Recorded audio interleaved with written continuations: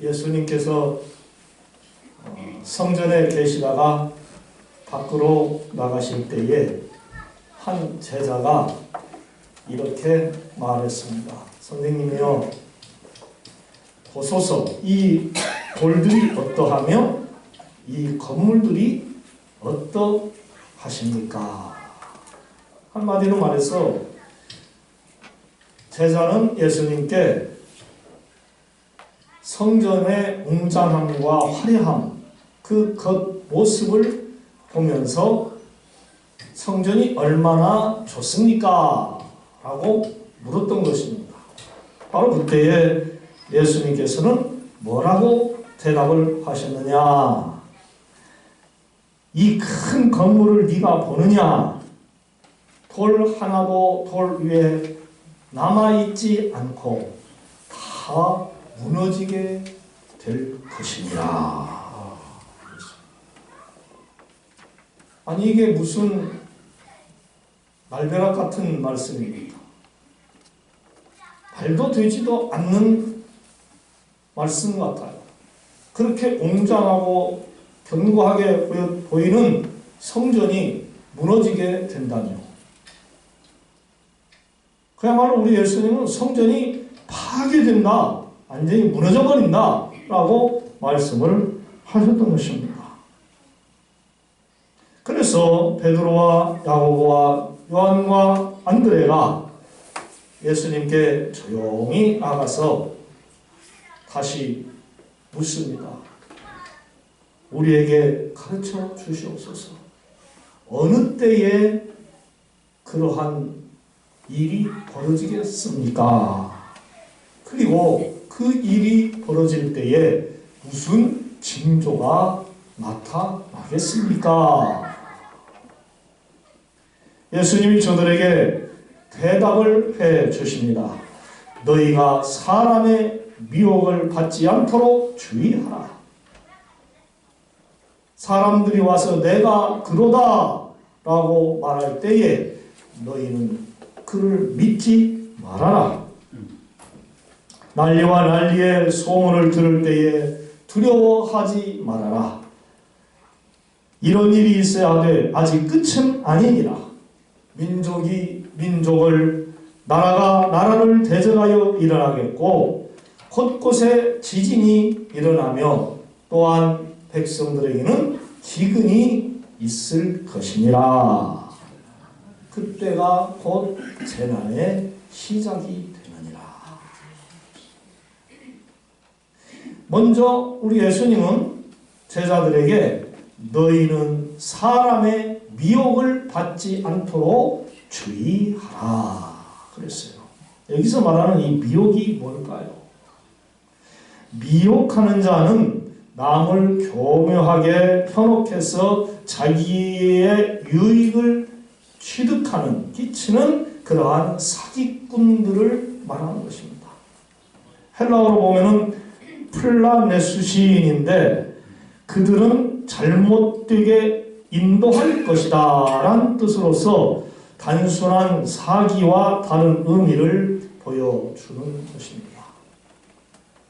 이처럼 예수님께서 말씀한 재난의 징조 첫 번째가 바로 사람을 미혹하는 자들을 조심하라 하는 거였어요.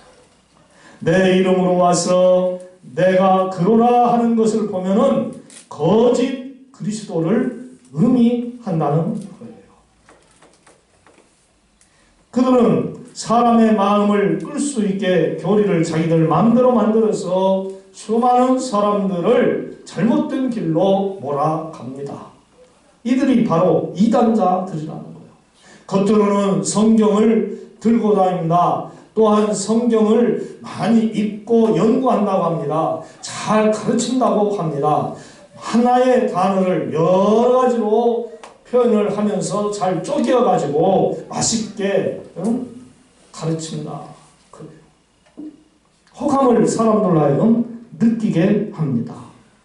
그 어떤 교회보다도 성경을 잘 가르친다고 해요. 그런 중심에 누가 자리를 잡습니까? 성부와 성자와 성령님의 삼위일체 하나님이 자리를 잡아야 되는데 사람이 자리를 딱 잡고 있어요. 그건 바로 이단자들의 우두머리 교주예요. 엉뚱한 성경 말씀을 가르치는 가짜 목사들입니다.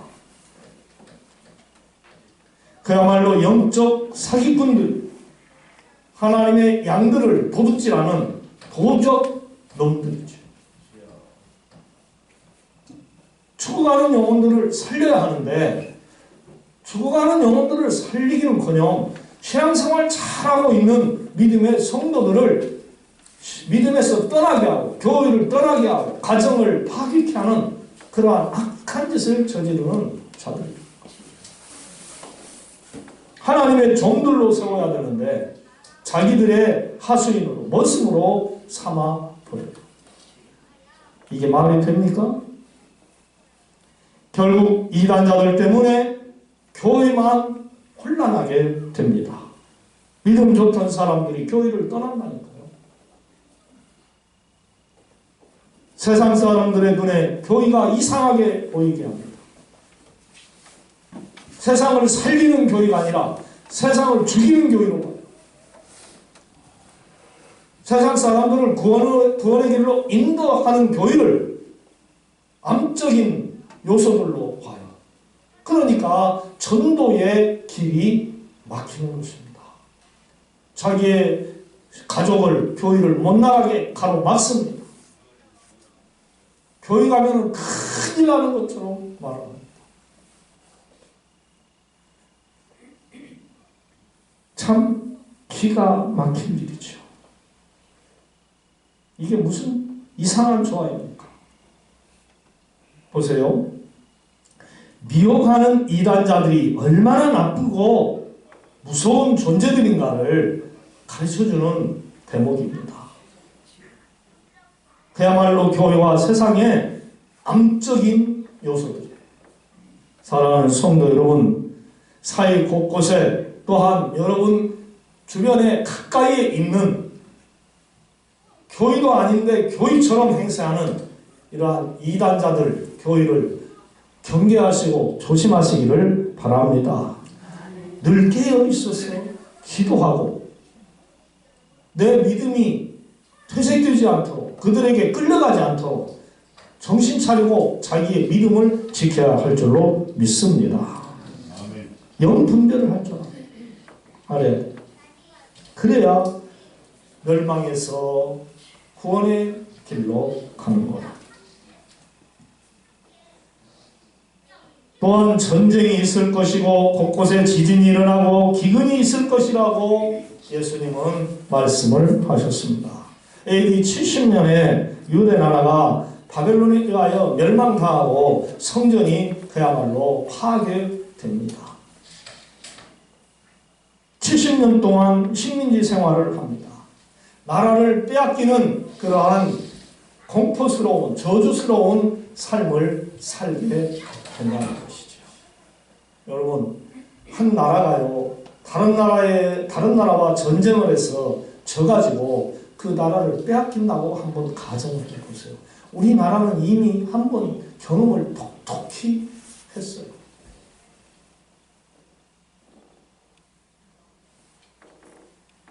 일본인들의 만행을 눈으로, 사진으로, 동영상으로 보면은요, 그야말로 치가 떨리고 이가 갈리고 가슴에서 용서하고자 하는 마음이 싹 사라져요. 얼마나 포악한 짓들을 많이 했는가. 내 나라 내 땅에서 마음대로 내 나라 말을 못하고 내 땅에서 농사해서 내 것으로 삼아야 되는데 저들에게 다 빼앗기고 내가 주인으로 살아야 되는데 내가 그들의 종노릇을 머슴살을 하고 있고 잘못도 하지 않았는데 잘못했다고 해서 감옥에 끌려가서 감옥살이 하고 고문당하고 더 나아가서는 목숨까지 잃어버리는 비참한 그러한 삶을 이 민족이 35년이나 하는 세월을 지냈어요.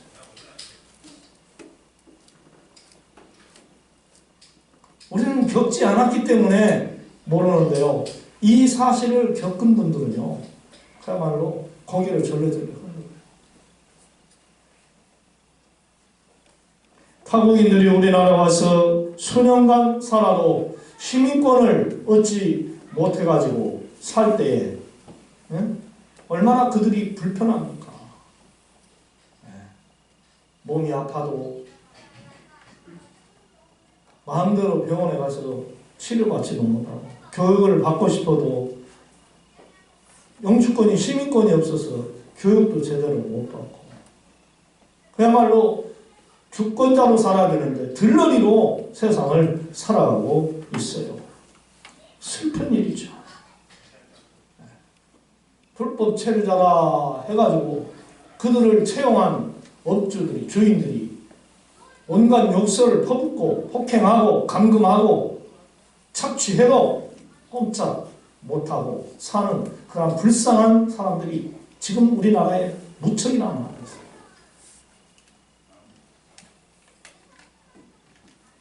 기가 막히죠. 거기다가 지진이 일어나 죽습니다. 땅이 뒤집어져 버립니다. 내 나라 땅을 빼앗기고 식민지 국가 국민으로서 하루하루를 살아가고 있는데, 그 나라 그 땅이 또한 지진이 일어난다고 가정을 해봐요.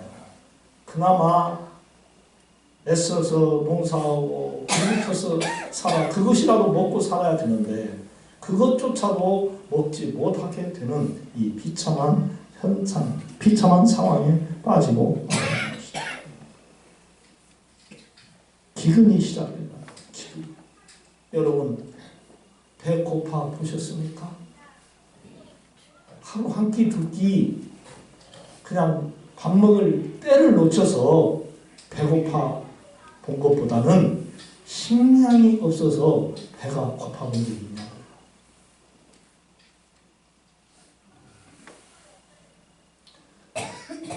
밥 안 먹으면 삽니까? 죽습니까? 아이고, 간 먹고 사과 먹고 배 먹으면 되지 뭐 밥만 먹어야 됩니까? 요즘 젊은 애들은 그렇게 말할 것입니다. 저는 밥이라고 하면요, 그 모든 걸 포함하는 것입니다. 쌀이든지 과일이든지 야채든지 채소든지 열매든지 뭐든지, 뭐든지 여러분 안 먹으면 삽니까? 죽습니까? 안 먹으면 죽어요. 사흘 굶으면 어떻게 된다고요? 남의 집 다 몰라버려요. 실제로 너무 배고파서 빵가게 앞에서 빵을 훔쳐먹다가 걸린 그러한 청소년들, 그런 어른들도 있어요. 그래서 그런 사람들 불쌍하게 봐서 그런 뭐 뉴스가 나가고 그러면 막 도와주는 그런 일들도 있지 않습니까?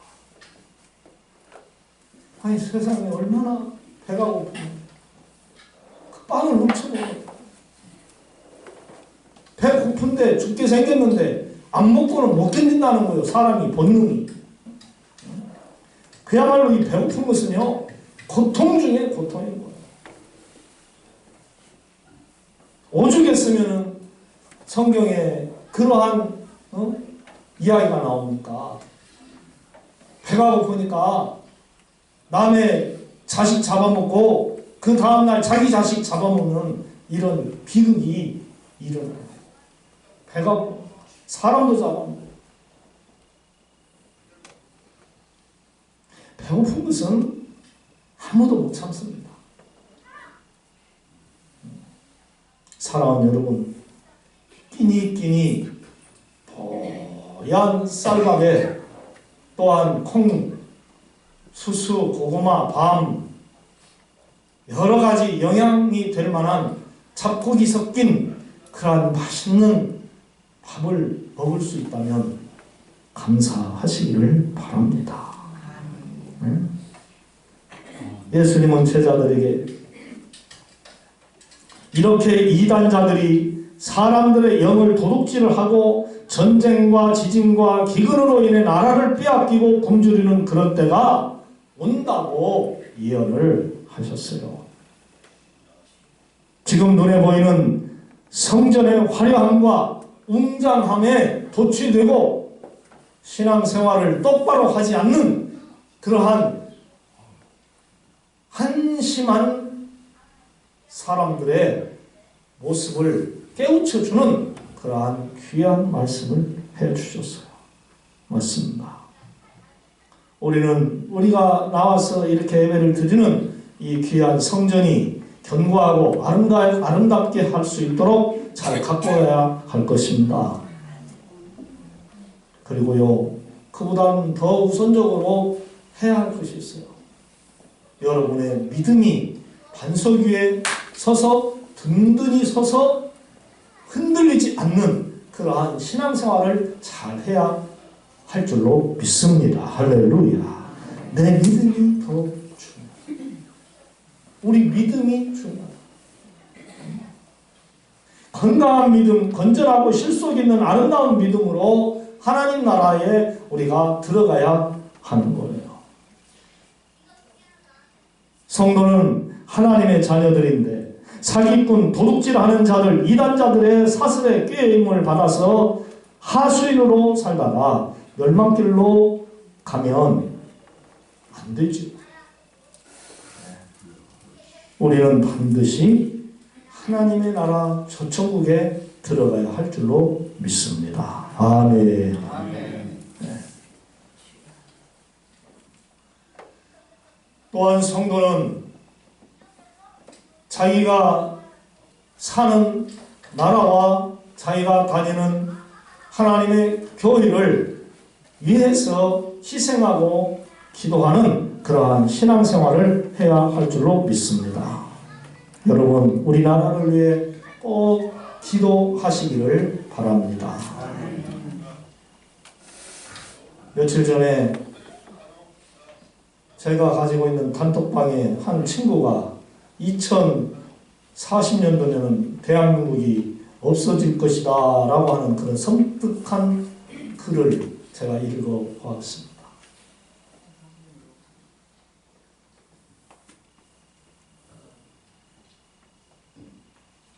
우리나라가 세상에서 참 살기 좋은 나라예요. 여러 가지 사회 복지 제도가 잘 갖춰졌어요.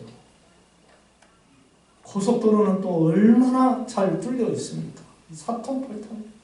우리 평촌에서도요, 강원도로 가려면, 전라도로 가려면, 경상도로 가려면 그냥 고속도로가 착착 나와요. 또 치안 유지도 얼마나 잘 유지되어 있는지. 무슨 운전을 하고 가다가도 뺑소니 차를 잡으려면 자기가 깔아놓은 앱 그걸 딱 누르기만 하면 경찰이 탁 나서서 잡아버리는 그런 것도 있다고 해요. 여러분 그런 거 알고 계시는가 모르겠어요. 그리고 신고 한번 딱 하면 뭐 안양이 031로 들어가죠. 지역번호가. 031 안 누르고 그냥 112 딱 눌러서 아 제가 지금 여기 안양인데 이렇게 뭔 사고가 있습니다. 좀 해결해 주세요. 금세 연락을 다 해가지고 그냥 착 순찰차가 뜨고 범인을 잡아버린다. 뭐 5분 10분 내에 범인을 잡아버린다. 물론 그렇지 못하는 것도 있지만 또 돈이 있으면 편안하게 취미생활 할 수 있는 좋은 것들이 너무나도 많아요. 근데 요즘 대한민국이 살기 어렵다라고 말들 해요. 뭐가 많이 올라가요? 예? 집값이 너무 많이 올라갔다고 해서 집값이. 또 뭐가 많이 올랐을까요? 물가가 올라갔다고 해요. 시장 보러 가면은 뭐 한두 가지 딱 집어 들면 5만 원. 뭐 이렇게 간대요.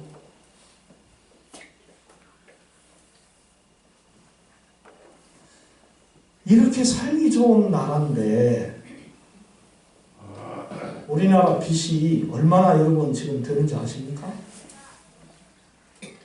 1000조가 넘어갑니다. 1000조. 지금 한 사람들의 빚진 것이 약 2천만 원 정도 거의 돼간답니다. 그럼 앞으로는요 1억 정도가 된답니다. 빚이 얼마나 무섭습니까? 빚 무서워요. 사채란 말을 여러분 아시죠? 고리대금. 높은 이자. 이걸 모르고 젊은이들이 사채를 많이 씁니다.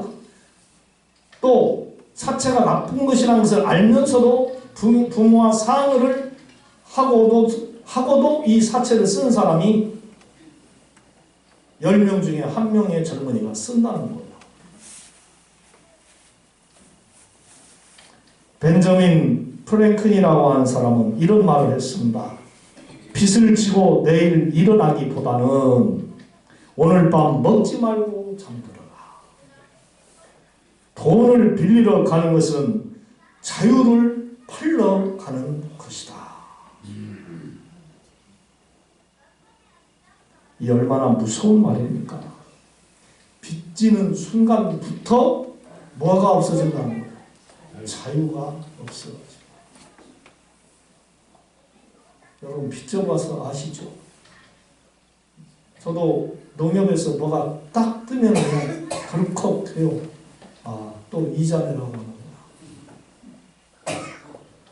아, 또 재계약하라고 합니다. 농협에서 뭐 문자 좀 안 왔으면 좋겠어요.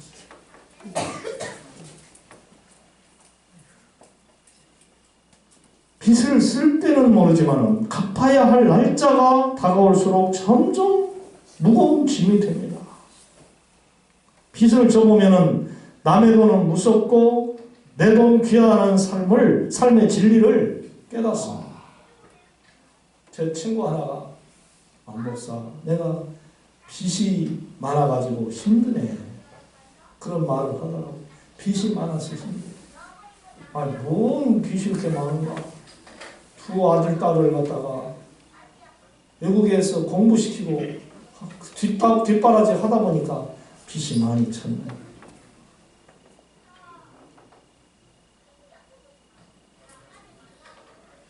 참 이 빚이 무서워요. 언젠가 에스키모의 여우사냥이라고 하는 책을 본 기억이 있습니다. 거기에 보면은 에스키모인들이 여우를 사냥하는 방법에 대해서 기록이 되어져 있는데 아주 날이 선 그 칼에다가 여우가 좋아하는 짐승의 피를 묻혀가지고 눈 속에 살짝 파묻어 놓는답니다. 그러면 그 냄새를 여우가 맡고 눈을 헤치고 그 날카로운 칼에 묻어있는 피를 핥아 먹는답니다. 그런데 자기의 혀가 상에서 피가 줄줄 흐르는데 그 피가 자기 피인 줄을 모르고 자기가 좋아하는 짐승의 피인 줄 착각하고 계속 핥다가 마침내 너무나도 많은 피를 흘려 죽고 만다는 것입니다.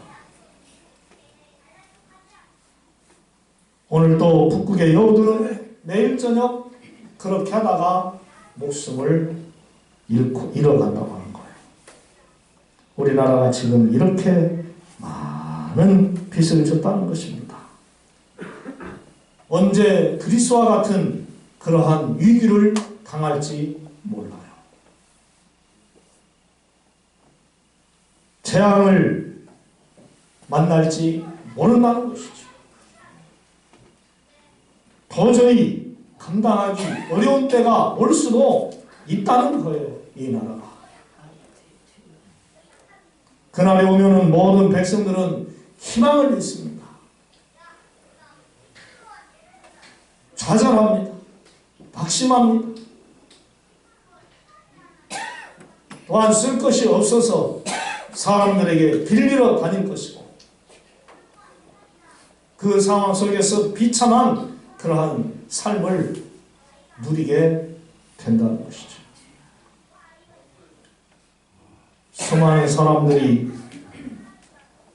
길거리에 쓰러질 것이고 먹을 것이 없어서 힘들 것이고 입을 것이 없어서 힘든 그러한 시기가 올 수도 있다는 것입니다. 여러분, 조용히 그런 날을, 그런 현상을 한번 상상을 해 보시기 바랍니다. 에이, 우리나라가 그러겠어? 에이, 내가 그러겠어? 아니에요. 나라가 어려워지면 큰 부자들 외에는 상당히 많은 사람들이 고통을 겪습니다.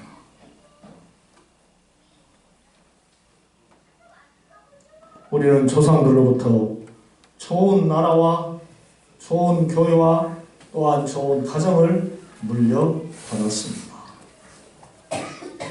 고로 우리도 후손들에게 그 좋은 나라와 교회와 가정을 잘 물려줘야 할 것입니다. 아멘. 바라옵기는 세상 마지막 때인 지금 먼저는 이단자들의 미혹을 받지 않도록 경계하시고 여러분들의 영이 시들어지지 않는 그러한 신앙생활을 하시기를 바랍니다. 그리고 하나님의 성전과 우리 대한민국과 여러분의 가정을 견고하게 안고 가는 그러한 튼실한 성도가 되실 수 있도록 힘쓰시기를 바랍니다. 그것이 바로 여호와 하나님이 저와 여러분들에게 바라시는 뜻입니다. 하나님은 사랑의 하나님, 구원의 하나님, 우리의 하나님이십니다. 그래서 당신의 자녀들인 우리가 어떻게 해서든지 당신의 계명과 율법과 규례와 규범과 말씀을 잘 듣고 또 그 말씀을 잘 따르고 세상을 건전하게 빛과 소금의 역할을 감당하다가 당신이 부르실 때에 그 나라 천천국에 들어가는 것을 기뻐하시는 분이시라는 거예요. 여러분의 자녀들이 잘 되기를 바라는 것처럼 우리의 아버지 하나님도 우리가 그렇게 되기를 분명히 바라신다. 고로 우리가 한 사람이라도 잘못된 믿음의 길로 가서는 아니 될 줄로 압니다. 잘못된 삶을 살아서도 아니 될 줄로 압니다. 이를 위해 이토록 살기 좋을 때에 이럴 때일수록 더욱 경계하고 잘 지켜서 행복한 삶을, 남은 삶을 살아가시기를 주님의 이름으로 부탁을 드립니다. 하나님 아버지, 세상 종말이 다가오고 있는 때입니다. 이단자들이 이런 때일수록 우리를 어떻게 해서든지 넘어뜨리려고 사탄 마귀가 매복하여 있는 것처럼 저들이 우리를 잡아삼키려고 매복하고 있습니다. 멀리 있는 게 아니라 우리들의 가까운 곳에 있습니다. 탈을 쓰고 우리가 모르게 접근해 오고 있습니다. 주님, 저희들 깨어있게 하여 주시옵소서. 영 분별을 잘하게 하여 주시옵소서. 그리하여 나와 내 사랑하는 자손들이 그 이단들에게 결단코 미혹되지 않도록 견고하게 붙잡아 주시옵소서. 하나님, 우리 대한민국과 한국교회를 또한 우리 성도들의 가정을 온전히 지켜주시옵소서. 능력의 하나님이 지켜주시면 안전할 줄로 믿습니다. 대한민국이 얼마나 연약한 나라입니까? 이 땅에 좋은 것들이,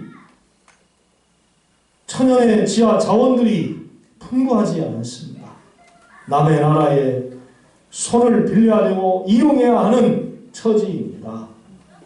우리 백성에게 우수한 두뇌를 허락하여 주시고 하나님을 견고하게 믿는 믿음의 식구들이 다 되게 하여 주셔서 수출을 잘하는 나라, 수입도 잘하는 나라, 그리하여 백성이 잘 먹고 잘 쓰고 구제하고 선교하고 다른 나라들을 살리는 그러한 우수한 민족이 될 수 있도록 도와주시옵소서.